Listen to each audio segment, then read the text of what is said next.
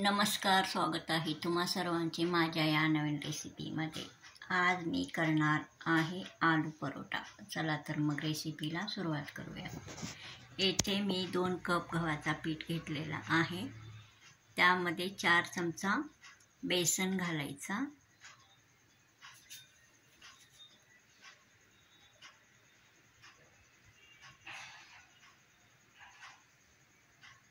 थोडासा मीठ घालायचा चवीनुसार, असा चांगला मिक्स करून घ्यायचा।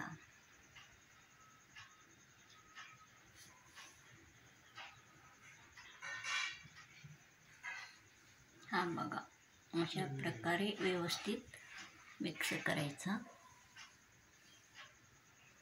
थोडे थोडे पाणी घालून चांगला मळून घ्यायचा।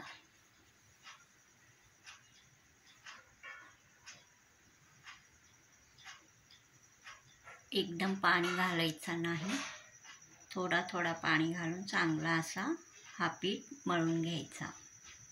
हा बघा, अशा प्रकारे व्यवस्थित हा पीठ मळून घ्यायचा। यावर 1 चमचा तूप घालायचा। तूप आवडत नसेल तर 1 चमचा तेल घालून असा मळायचा।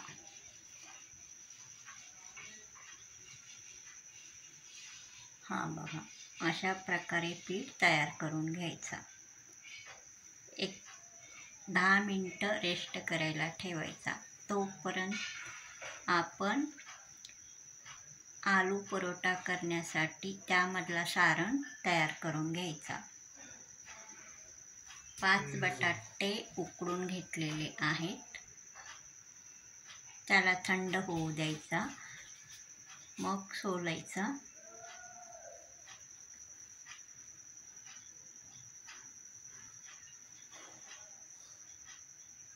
या बटाट्यापासून अशा प्रकारे सर्व पदार्थ तयार करता येतात। कचोरी, आलू परोठा,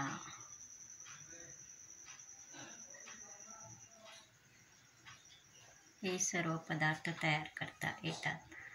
हा बघा, अशा प्रकारे साली काढून झाल्यावर किसणीने किसून घ्यायचा। किसणीने किसल्याने आपला परोठा फाटणार नाही, एकदम बारीक बारीक असा किसला जातो। हा बघा, अशा प्रकारे सर्व बटाटे मी किसून घेतलेला आहे। आता यामध्ये अद्रक, मिरची, लसूण पेस्ट घालायचा अर्धी वाटी बारीक चिरलेला कोथिंबीर घालायचा। बडीशोप 1 चमचा घालायचा। लाल मिरची जाडसर असा 1 चमचा घालायचा। गरम मसाला अर्धा चमचा घालायचा। धनिया पावडर अर्धा चमचा घालायचा।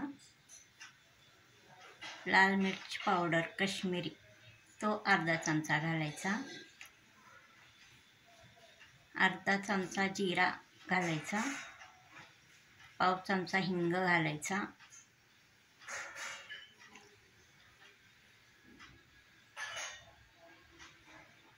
चाट मसाला 1 चमचा घालायचा।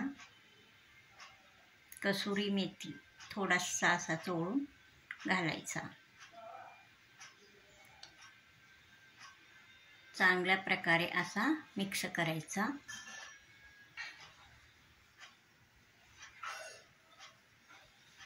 हा बघा, व्यवस्थित मिक्स करून घ्यायचा।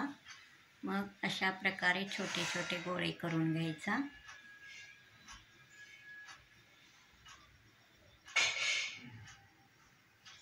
हा बघा,